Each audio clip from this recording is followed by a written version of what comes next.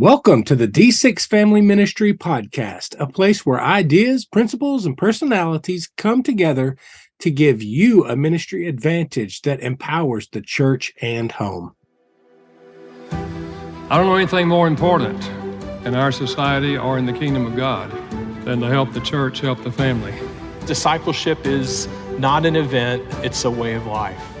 And one day it just hit me that discipleship at home was not about doing more.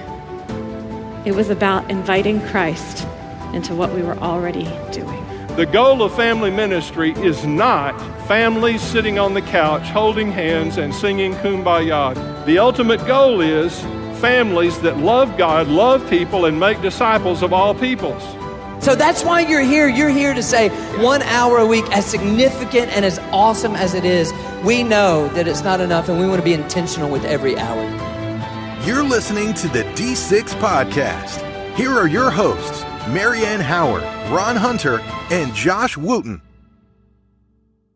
Hey, Derek, welcome back. I'm so excited that we're talking D6. Last week was incredible as we kind of went through the review and we've teased out this episode. And I've already heard from some people, like, hey, you got to talk about this. You got to talk about that. You and I have been looking forward to this, and we've got some questions lined out, don't we?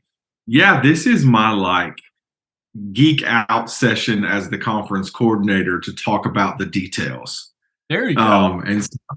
Yeah, I'm super excited about this. And I think one of the best questions we can ask to start with in the history of the D6 conference, Ron, I've got the pleasure of being there both as an attendee and as a resource provider and now on the team. D6 has been in several different cities in the United States. Yeah. And so how do you go about choosing which city D6 is hosted in? Oh, man, that's a really good question. And I must say it's evolved a little bit. When we first were looking at starting the D6 conference, we actually hired a consultant who came in and helped us think through various aspects. One of the items we discovered early on is that 60% of your audience will come from a 8-hour driving radius. And so we wanted to be in, quote, the Bible Belt or someplace where we had a large driving radius. It needed to be a destination city. It needed to be a Southwest city. You needed to get there in one flight, preferably from most locations. All these things. We had about a list of 6 or 8, and they were ranked. And it worked really well for us. We started out in Dallas. We went to Louisville. We had a single year in Greensboro while we were looking for the next home. And then we violated half those rules when we went to Orlando, because 8 hours to the east and 8 hours to the west will put you smack dab in the middle of the water. But the one thing it does is it trumps a lot of the others in there, that it is the epitome of a destination city. So that's how we picked it through the years. Obviously, the pandemic's kind of getting it to be a crowded space because so many people wanted to come there in the midst of that. And that's presenting its own challenges. But that's for another day. So here's my question to you. I want you to answer this one. What are the most frequently asked questions, just in general, that we at D6 have zero control over?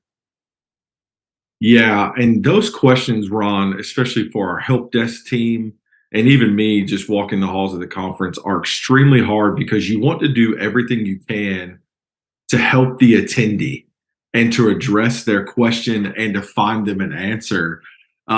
So one quick thing that comes to my mind is the situation we encounter at the different properties about how much it costs to park your car there.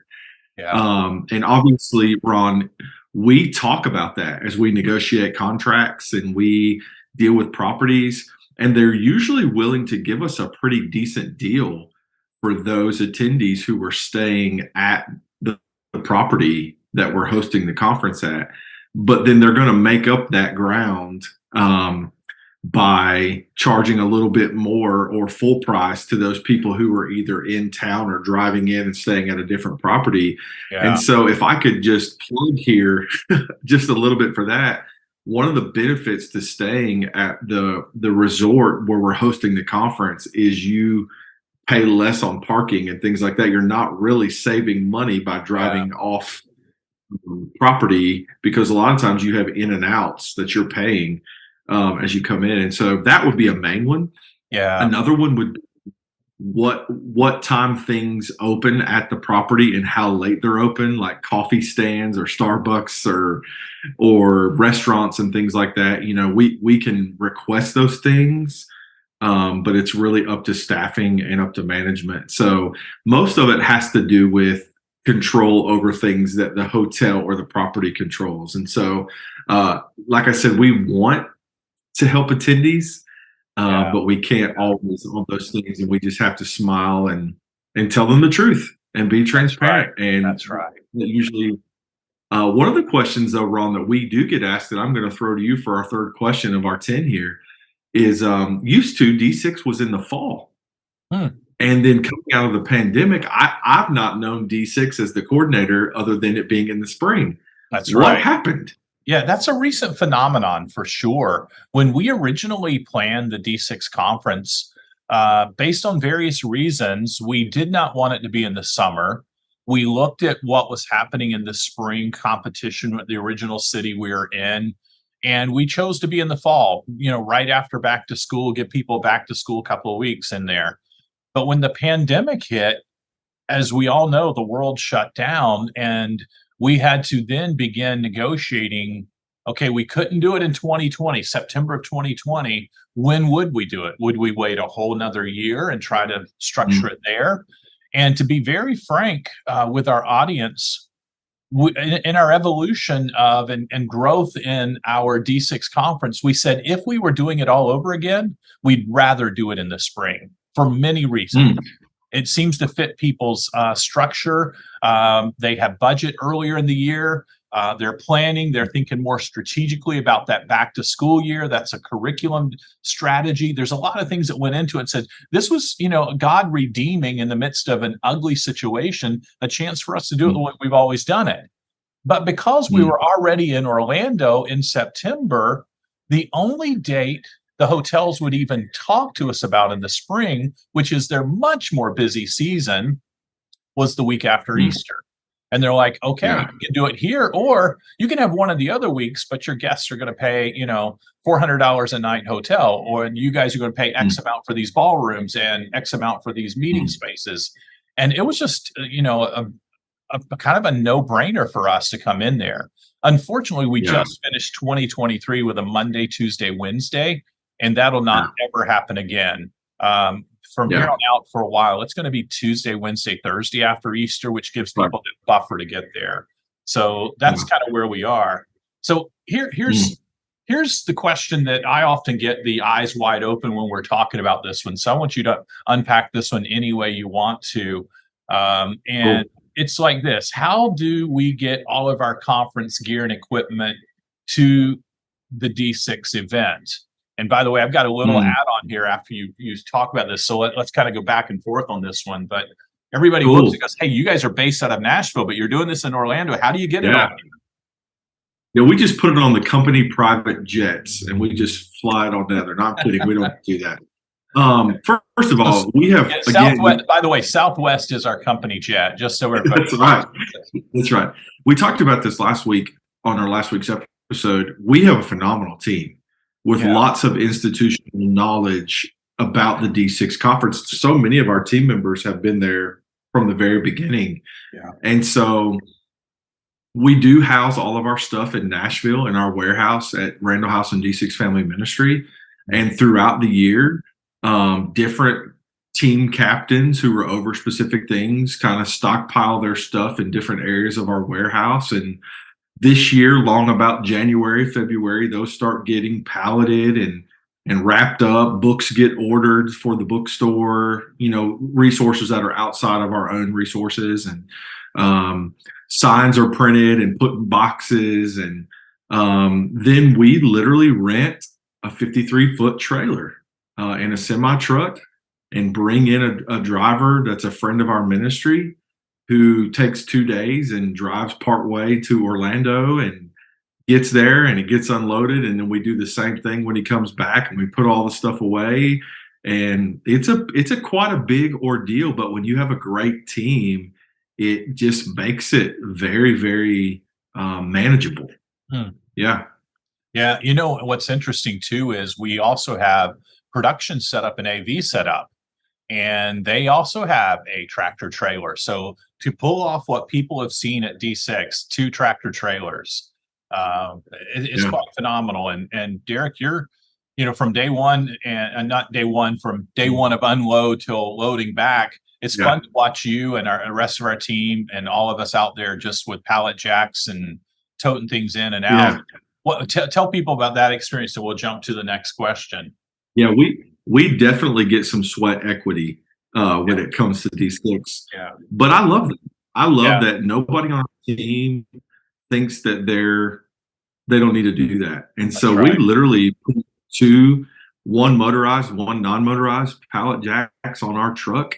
And when we get to D6, we ourselves operate those jacks and pull it off the truck and place it throughout where it needs to be.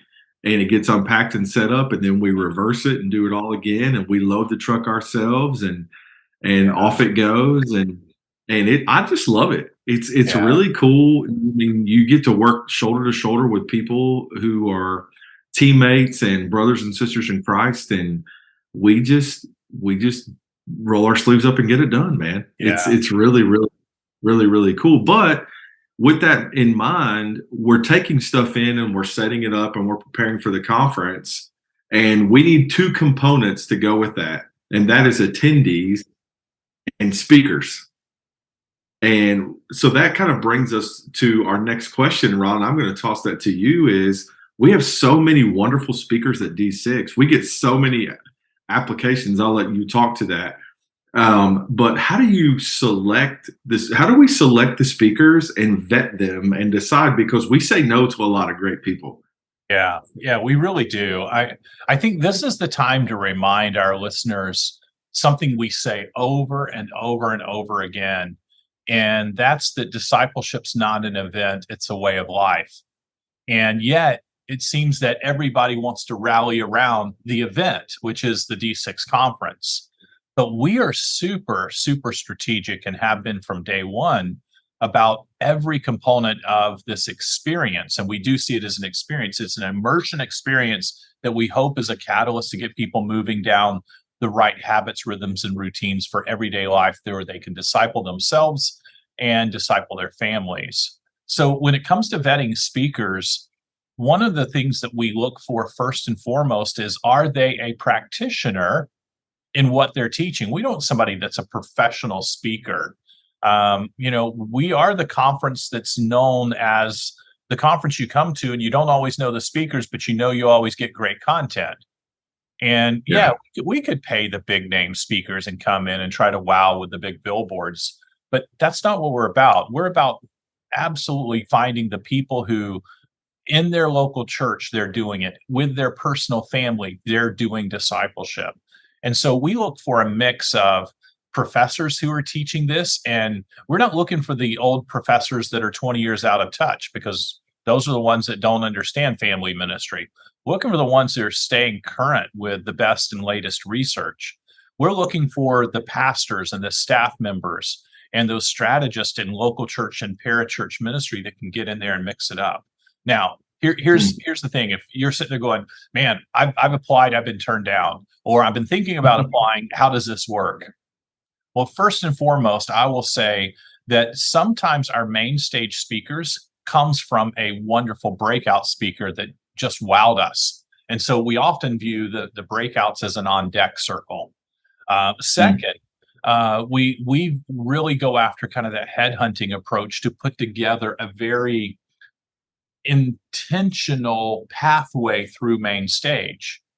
And then we look at the lenses of student ministry, children's ministry, men's ministry, women's ministry, family ministry models, lead pastor, all these various lenses, including special needs. But everything is always viewed through discipleship from an inter or intra or generational discipleship lens, one of those areas. Yeah.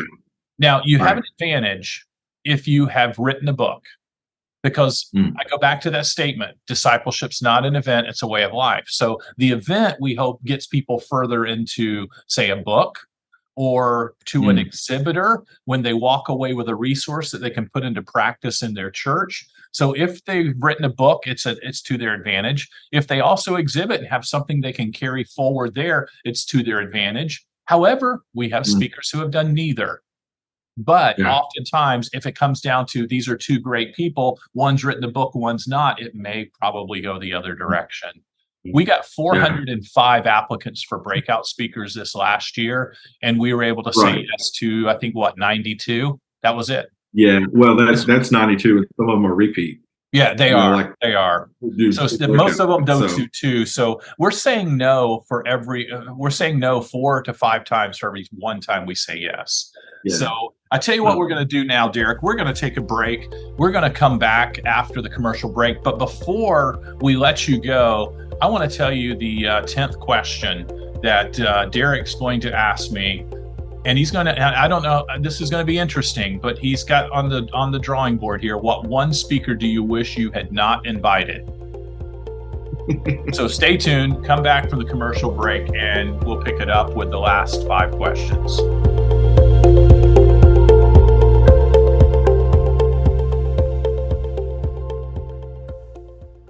Splink is a simple way to help families in your church link together spiritually. It comes as a free weekly email with ideas that parents can use to have fun, make memories, and talk with their kids. Those teachable moments give moms and dads opportunity to share spiritual truths and life lessons. And no matter how busy life is, there's always time to Splink. Share d6family.com with the parents in your ministry so they can sign up today to start receiving free weekly Splink. You know, we've heard impossible stories where hotels charge X amount for costs. How much does a coffee or juice, or if you want to talk about anything else? I mean, I was literally this afternoon, I was getting my hair cut, and the lady who cuts my hair knew we had just finished D6. And she said, "How did it go?" And one thing led to another. And she's like, "How do you feed your team?" And some of these things started coming up, and her eyes just got this big. So make the eyes of our audience get that big that, you know, they can't see our body language, but they just got huge. Okay. Yeah. So to set the context, I was having a conversation at the conference this year. The local coffee place inside the property was closed for the evening. And the lady goes, "Hey, you guys should really consider having like free coffee out here for all the attendees, you know?" And Ron, just to be fair, we would love to do that. We would love to do We that. have a resource provider or a sponsor who would like to provide that in future years. We can make that happen. Yeah. But think about this. If you have 1,100 people at D6, let's say. Sure. A gallon of coffee will cost you $125. And they estimate that gallon will serve maybe 10 to 12 people. That's right. So I'm not a math guy. This is where we need one of our team members, Michael Lytle, here to do all this this math. Yes. At $125 a gallon, let's say for 10 people. That's 110 gallons, by the way. I did the math for you. Yeah, thank you. That's not me. So $13,750 for coffee. We would love to do that, and we love our attendees. Nobody wants the ticket price that they would have to pay for us to make that a reality if we were going to have to pay for that. And that's not counting, Ron, a surcharge, like a banquet fee, and tax. That's right. And tax on a hotel is what? Tell them about the plus. What does plus mean? It means your banquet charges, like what you're paying. Essentially, I'm very, very simplifying it. The cost that they're charging you for their people to work the event and bring it out and set it up and take it away. And then if you're not tax exempt in the state of Florida, you're paying all those kinds of taxes. So it's not just the $13,750. It's a 26% on top of that for them, their banquet charges plus tax. Soda, like if we have sodas put out for people, they're $6.50 a piece, and we're charged based on consumption. So if you put out, 10 sodas at $6.56 a piece, and they're all gone, you spent almost $70 on soda without your banquet and your taxes. Yeah. It's unreal, man. Yeah, we're in the wrong side of this business if we were in it for profit, but we're not in it for profit. That's goodness. Right. Yeah. And look, let's be fair to these properties. Now, they are businesses and they're trying to make money. But man, we could do a lot with that money for sure.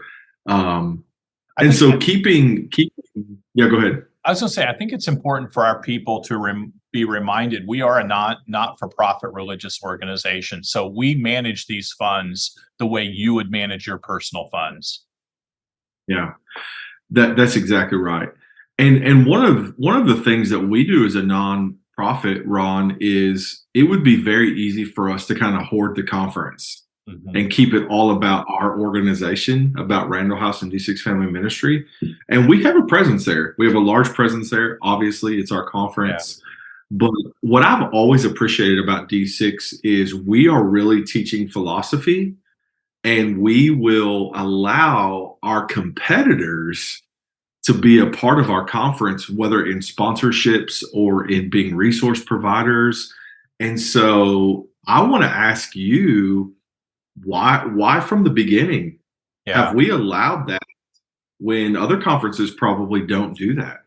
Yeah, for sure. One of the items that we're working with is that original philosophy that we wanted from the very beginning to be open-handed and allow our competitors in. And I'll tell you what, that took a lot of vision casting to make that happen, because our board didn't fully grasp that back then. They're like, come on, we're putting up all the money on this. We're taking all the risk. Why aren't we getting all the commercial value out of it? And we had to cast that vision that said, by sharing this space, it becomes bigger than one entity. And so we talked about that. And even our competitors, and I'm not going to call names, but there's very few conferences that'll do what we do, that will allow that same open-handedness in there. There's a handful of them we'd love to attend. They won't let us come because we are competition for them. But here's the deal. We learned a long time ago that if our resources can't stand up against our competitors' resources, then we lack the quality. And we've known for years and years, we have award-winning resources. We win awards for our design. We win award for our content. And there's nobody that I'm not worried about our material sitting next to, but because we are super, super careful about, how we invite in people, then, I feel super comfortable with the competitors that are in there who do compete with us. And so I'm going to grab a question out of order just based on what I just kind of launched there. Are there exhibitors that we would not allow to exhibit at D6? So I know that's out of order, Derek, but that just seemed to naturally flow there. Ron, you are messing up all of my planning. That's I know. I just like to see you on your toes. I'm prepared. It's fine. Yeah, there are exhibitors that we would not allow to exhibit at D6. We kind of have a philosophy, and you've kind of just touched on it in answering, I believe it was question 7. We want to provide resources, tools, ministries, organizations inside of our resource center that will serve our conference attendees for when they leave our conference, in an effort to make discipleship not that event, but a way of life. Right. That they can advance down the field in their pursuit of making that a way of life. Yeah. And so there are great ministries out there. And just because I love them and respect them, I'm not going to name them on here, that we would not allow to be at D6 because they don't kind of fit that criteria of this being a resource that our attendees can take. I believe, Ron, in the history of D6, we've actually had to tell some people that we originally said yes to, hey, look, I don't think this fits. And now I evaluate that now and research the organizations a little bit before we just say yes. But what happened in the past without naming names necessarily? And yeah, we can. I think along the lines of what you're saying there, we had a exhibitor very early on who was nationally recognized, but they released a couple of resources, and I'll leave it just at that to be vague. That when they released it, there was a backlash by the church because what they released was very divisive. And here's the funny thing. We have since found people who would align with their philosophy, but not in a divisive way. And we welcome them as part of our family in D6 now. But we actually refunded their money, found out they had some travel expenses, refunded it, and said, hey, we love you as brothers and sisters, but this is not the place where we want people to feel that kind of tension. We don't mind the tension where we disagree with methodology to accomplish discipleship, but don't do it in a divisive way.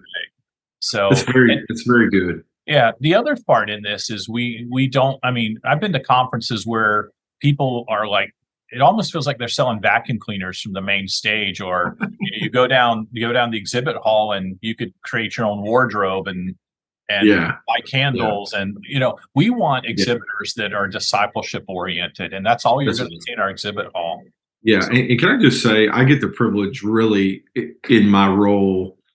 And I serve kind of in that function on our team, me and a couple other people. I get to work really closely with our resource providers and our exhibitors. And we have some really just top-notch ministries that are a part of our resource center, many of them year in and year out, that we would strongly encourage you to check out, because they're great things for the kingdom and they can benefit your ministry. And so, Ron, we've got 2 questions left, one for me, but don't forget the last one, dude. We're ending on a zinger. Yes, that's right. Remind them what the zinger is, and then I'll zinger is I'll ask you. That's right. I'll ask you in a moment, what one speaker do you wish you had not invited? And that's how we're going to end. But before that, you've got another question for me. Yeah, absolutely. Tell us, when we go off and do a big event like this, do you do any type of evaluation inside of D6 Family Ministry in Randall House? I mean, how do you evaluate the conference once it's over? Yeah, that's a great question. And I honestly think from year to year, that's probably one of the most vital things that we do in our efforts to try to make D6 better year after year.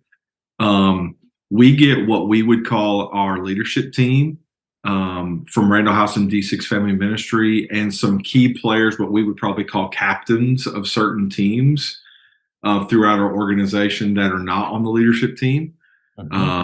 As well as some people who represent the podcast and people who represent fun and games that we do at D6. And we get around a table and we eat food, which is always a positive. And it is not $125 a gallon, whatever it is that we're having. It's more like Little Caesars hot and ready, $5, but it's great. It's great. And we literally start from the beginning with planning, and then we go into packing and loading and unloading and setup, and we go into the conference itself. We go into pack up and get home, and we just go around the table and we evaluate things with a fine-tooth comb. It's called AAR, the After Action Review. And we, like me specifically and our events team, we look at those notes year to year as we begin the early planning processes for the next conference, because we always want to be getting better. Doing everything we can to serve our attendees and make the D6 conferences the best that it can be. And it can be hard, because you hear some hard things in there that's like, I was responsible for that, and I dropped the ball on that, and I'm getting called out on it. In a loving way, though. They're not attacking character. They're just addressing a need. And sometimes we have to do that. That's right. We are very vulnerable in those meetings. We own the issues. You said something earlier in the podcast I really love that's been part of our culture and DNA as well. And that's that for us to keep current and keep relevant, we've been willing to try new stuff.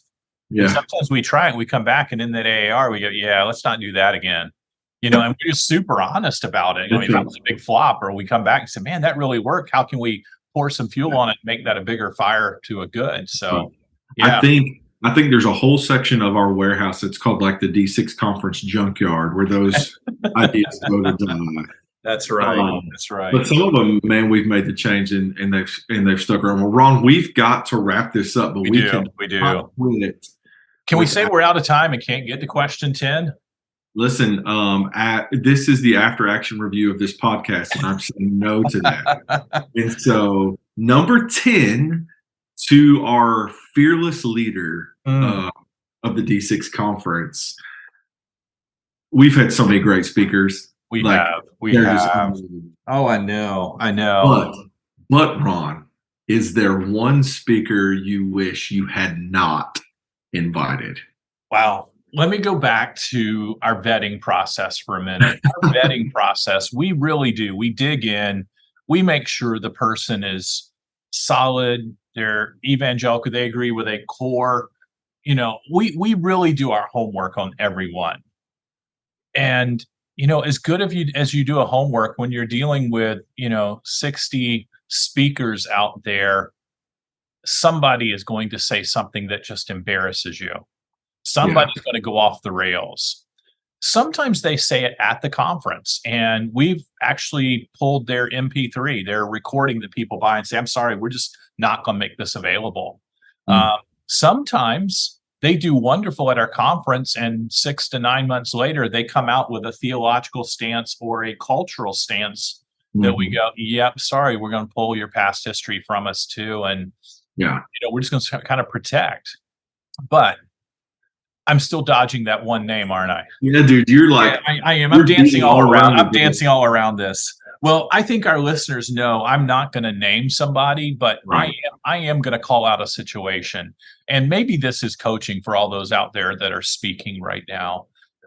We do due diligence. We plan our speakers along certain lines. And when you get there, we want you to deliver what you agreed to speak on. We had a speaker that we paid a fairly hefty, not the most expensive, but in the top 3 or 4 we've ever paid for D6 speakers in the history of our conference. And I always go back and pray with our speakers just before they go on. I just get done praying with this one speaker, and he looks at me, and I'm naming the gender here, but he looks at me and he says, Ron, he said, I've been thinking, he says, I'm not going to deliver the talk that you and I talked about. I've been thinking through and I want to do this. And he turns and walks out on the stage, and I'm like, okay,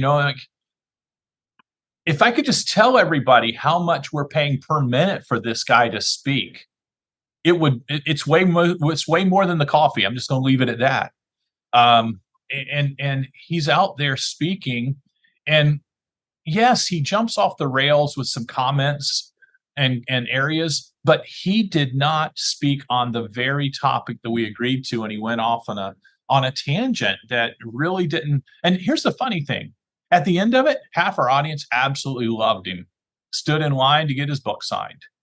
The other half was ready to string him up and drag him out of town, So if you're listening and you're going in to speak, honor the time that people give you, honor their podium and their pulpit or their platform, and stay on topic with where you are. And, something that our team has to deal with on an occasional basis, when you deal with this many speakers, and these people are brilliant, they've written books, they've done great things. It's hard not to let certain things go to one's head at times. And every now and then we tossed out the term in our AAR that, do you ever run into a diva? Yeah, unfortunately we do. We try our best not to let our team see that, because we really want them to take away only that message that they had, not that they wanted green M&Ms in the green room, or they wanted, a certain latte at a certain temperature, anyway, they are what they are. So if you're one of these people who get that opportunity to go speak, do it like 99.99% of our speakers who come in humbly. They speak, and then they get down in the back of the room and take notes on the other speakers. They mix and mingle with our attendees, and they're just down to earth. So that's as far as I'm going to go with the name that you asked me on. That's right. And they serve. So many of our speakers jump in and help. And you are not supposed to tell people that I like green M&Ms and my latte. Yeah, I know better than that. You and I will eat just about anything. That's right. That's right. Well, thank you, Derek, for walking through these 10 questions. And if you guys didn't catch the review podcast that we did last week, go back and pick that one up, and just know that we're looking forward to getting together. And next week, we're going to come back and we're going to hear an incredible interview with Carissa Potter. So tune in for that episode. You'll not want to miss it. She's one of our speakers at D6. Great insight, and I know you want to tune in. Until then, we're praying for you that you'll have an engaging time with the people in your church, conversations in your home, and your personal quiet time, all following as a great disciple of Jesus Christ. See you next week. You've been listening to the D6 Podcast. You can learn more about D6 at d6family.com.